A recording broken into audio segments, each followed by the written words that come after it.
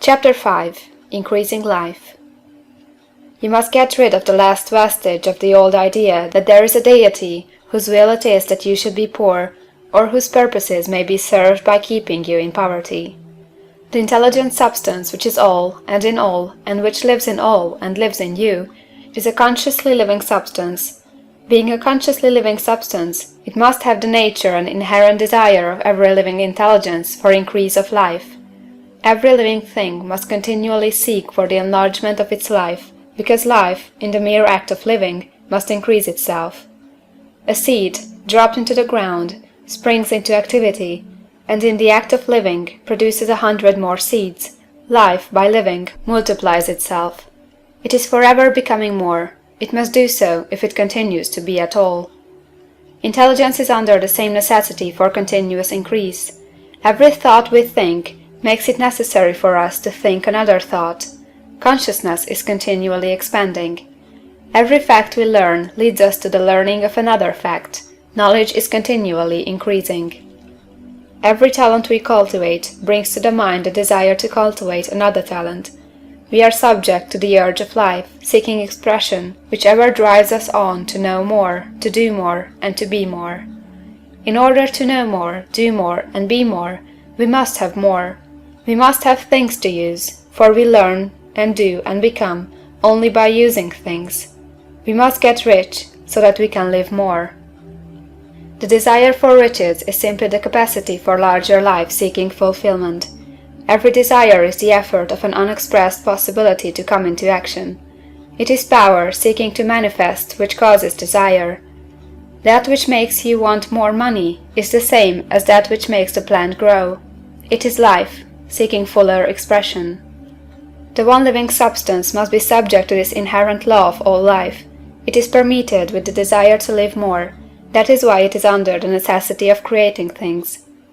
The one substance desires to live more in you, hence it wants you to have all the things you can use. It is the desire of God that you should get rich. He wants you to get rich, because he can express himself better through you if you have plenty of things to use in giving him expression. He can live more in you if you have unlimited command of the means of life. The universe desires you to have everything you want to have. Nature is friendly to your plans. Everything is naturally for you. Make up your mind that this is true. It is essential, however, that your purpose should harmonize with the purpose that is in all. You must want real life, not mere pleasure of sensual gratification. Life is the performance of function, and the individual really lives only when he performs every function, physical, mental, and spiritual, of which he is capable, without excess in any. You do not want to get rich in order to live swinishly, for the gratification of animal desires. That is not life. But the performance of every physical function is a part of life, and no one lives completely who denies the impulses of the body a normal and healthful expression. You do not want to get rich solely to enjoy mental pleasures, to get knowledge, to gratify ambition, to outshine others, to be famous. All these are a legitimate part of life, but the man who lives for the pleasures of the intellect alone will only have a partial life, and he will never be satisfied with his lot. You do not want to get rich solely for the good of others, to lose yourself for the salvation of mankind, to experience the joys of philanthropy and sacrifice. The joys of the soul are only a part of life, and they are no better nor nobler than any other part. You want to get rich in order that you may eat, drink, and be merry when it is time to do these things, in order that you may surround yourself with beautiful things, see distant lands, feed your mind, and develop your intellect, in order that you may love man and do kind things, and be able to play a good part in helping the world to find truth. But remember that extreme altruism is no better nor nobler than extreme selfishness. Both are mistakes. Get rid of the idea that God wants you to sacrifice yourself for others, and that you can secure his favor by doing so. God requires nothing of the kind. What he wants you is that you should make the most of yourself, for yourself and for others. And you can help others more by making the most of yourself than in any other way. You can make the most of yourself only by getting rich, so it is right and praiseworthy that you should give your first and best thought to the work of acquiring wealth. Remember, however, that the desire of substance is for all, and its movements must be for more life to all. It cannot be made to work for less life to any, because it is equally in all, seeking riches and life. Intelligent substance will make things for you, but it will not take things away from someone else and give them to you. You must get rid of the thought of competition. You are to create, not to compete for what is already created. You do not have to take anything from anyone. You do not have to drive sharp bargains. You do not have to cheat, or to take advantage. You do not need to let any man work for you for less than he earns. You do not have to covet the property of others, or to look at it with wistful eyes. No man has anything of which you cannot have the like, and that without taking what he has away from him. You are to become a creator, not a competitor.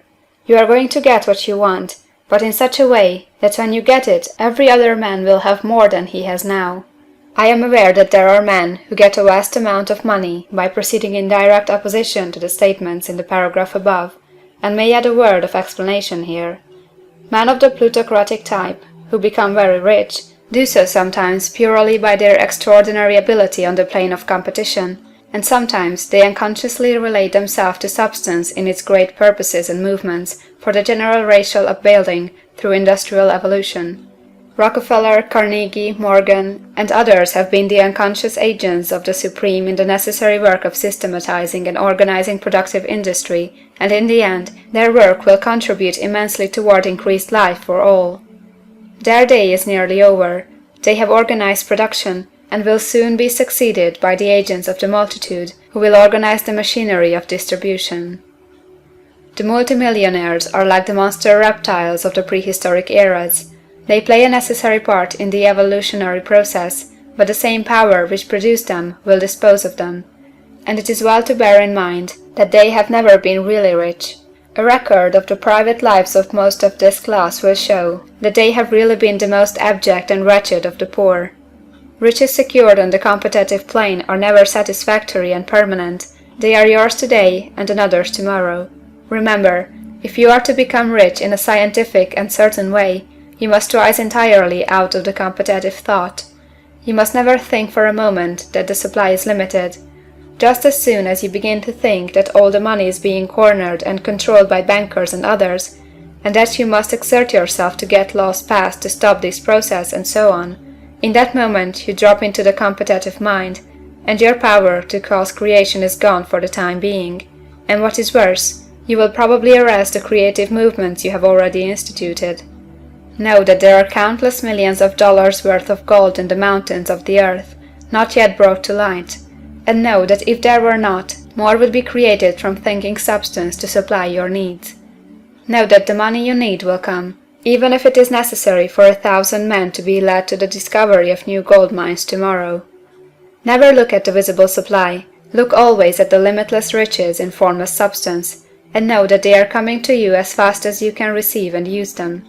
Nobody, by cornering the visible supply, can prevent you from getting what is yours. So never allow yourself to think for an instant that all the best building spots will be taken before you get ready to build your house, unless you hurry. Never worry about the trust and combines, and get anxious for fear they will soon come to own the whole earth. Never get afraid that you will lose what you want because some other person beats you to it. That cannot possibly happen. You are not seeking anything that is possessed by anybody else. You are causing what you want to be created from formless substance, and the supply is without limits. Stick to the formulated statement. There is a thinking stuff from which all things are made, and which, in its original state, permeates, penetrates, and fills the interspaces of the universe. A thought, in this substance, produces the thing that is imaged by the thought. Man can form things in his thought, and, by impressing his thought upon formless substance, can cause the thing he thinks about to be created. End of Chapter 5. Chapter 6. How Riches Come to You. When I say that you do not have to drive sharp bargains, I do not mean that you do not have to drive any bargains at all, or that you are above the necessity for having any dealings with your fellow men. I mean that you will not need to deal with them unfairly. You do not have to get something for nothing, but can give to every man more than you take from him. You cannot give every man more in cash market value than you take from him, but you can give him more in use value than the cash value of the thing you take from him.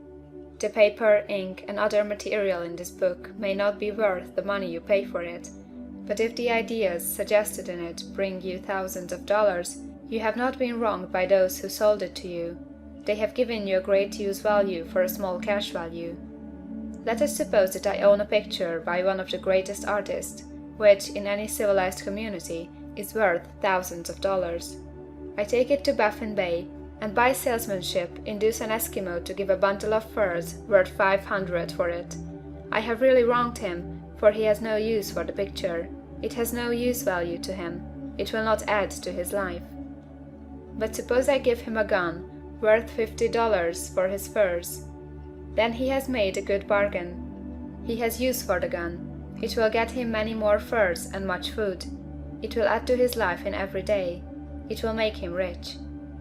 When you rise from the competitive to the creative plane, you can scan your business transactions very strictly, and if you are selling any man anything which does not add more to his life than the thing he gives you in exchange, you can afford to stop it. You do not have to beat anybody in business, and if you are in a business which does beat people, get out of it at once. Give every man more in use value than you take from him in cash value. Then you are adding to the life of the world by every business transaction. If you have people working for you, you must take from them more cash value than you pay them in wages. But you can so organize your business that it will be filled with the principle of advancement, and so that each employee who wishes to do so may advance a little every day. You can make your business do for your employees what this book is doing for you. You can so conduct your business that it will be a sort of ladder, by which every employee who will take the trouble may climb to riches himself, and given the opportunity, if he will not do so, it is not your fault. And finally, because you are to cause the creation of your riches from formless substance which permeates all your environment, it does not follow that they are to take shape from the atmosphere and come into being before your eyes. If you want a sewing machine, for instance, I do not mean to tell you that you are to impress the thought of a sewing machine on thinking substance until the machine is formed without hands, in the room where you sit or elsewhere. But if you want a sewing machine, hold the mental image of it with the most positive certainty that it is being made, or is on its way to you. After once forming the thought, have the most absolute and unquestioning faith that a sewing machine is coming. Never think of it or speak of it in any other way than as being sure to arrive. Claim it as already yours. It will be brought to you by the power of the Supreme Intelligence acting upon the minds of men. If you live in Maine, it may be that a man will be brought from Texas or Japan to engage in some transaction which will result in your getting what you want. If so, the whole matter will be as much to that man's advantage as it is to yours. Do not forget for a moment that the thinking substance is through all, in all, communicating with all, and can influence all. The desire of thinking substance for fuller life and better living has caused the creation of all the sewing machines already made, and it can cause the creation of millions more, and will, whenever man set it in motion by desire and faith, and by acting in a certain way. You can certainly have a sewing machine in your house, and it is just as certain that you can have any other thing or things which you want, and which you will use for the advancement of your own life and the lives of others. You need not hesitate about asking largely. It is your Father's pleasure to give you the kingdom, said Jesus. Original substance wants to live all that is possible in you, and wants you to have all that you can or will use for the living of the most abundant life. If you fix upon your consciousness the fact that the desire you feel for the possession of riches is one with the desire of omnipotence for more complete expression, your faith becomes invincible. Once I saw a little boy sitting at a piano and vainly trying to bring harmony out of the keys, and I saw that he was grieved and provoked by his inability to play real music. I asked him the cause of this vexation, and he answered, "I can feel the music in me, but I can't make my hands go right." The music in him was the urge of original substance, containing all the possibilities of all life. All that there is of music was seeking expression through the child. God, the one substance, is trying to live and do and enjoy things through humanity. He is saying, I want hands to build wonderful structures, to play divine harmonies, to paint glorious pictures. I want feet to run my errands, eyes to see my beauties, tongues to tell mighty truths, and to sing marvelous songs, and so on. All that there is of possibility is seeking expression through man. God wants those who can play music to have pianos and every other instrument, and to have the means to cultivate their talents to the fullest extent. He wants those who can appreciate beauty to be able to surround themselves with beautiful things. He wants those who can discern the truth to have every opportunity to travel and observe. He wants those who can appreciate dress to be beautifully clothed, and those who can appreciate good food to be luxuriously fed. He wants all these things because it is himself that enjoys and appreciates them. It is God who wants to play, and sing, and enjoy beauty, and proclaim truth, and wear fine clothes, and eat good foods. It is God that worketh in you to will and to do, said Paul. The desire you feel for riches is the infinite seeking to express himself in you, as he sought to find expression in the little boy at the piano. So you need not hesitate to ask largely. Your part is to focalize and express the desire to God. This is a difficult point with most people. They retain something of the old idea that poverty and self-sacrifice are pleasing to God. They look upon poverty as a part of the plan, a necessity of nature. They have the idea that God has finished his work and made all that he can make, and that the majority of men must stay poor, because there is not enough to go around.